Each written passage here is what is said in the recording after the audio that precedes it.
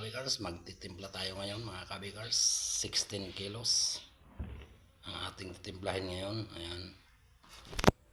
Ayan siya mga kabigars. So, 16 kilos. Lalagyan natin ng tubig. Ito. Sa lata. 16 din ilalagay natin ng tubig mga kabigars. Bali ang asin nito ay 175. 16 kilos. Ang asukal ay 3 kilo at 3/4 mga kabigars. Kulang. Ito na mga kabigars. 1, 2, 3,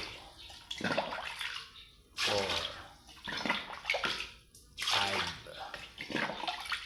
6, 7, 8, 9, 10, 11, 12. Yung tatlo ilalagay ko sa asin kasi rock salt yung asin ko mga kabigars. Sasalain ko pa. Rock salt. Kaya kakuhanin ko sa tutunawin ko muna mga kabigars. Okay mga kabigars, yun lang muna ang aking video. Thank you very much. Bye bye. Bali 16 din yan mga kabigars. 12 ang nilagay ko eh.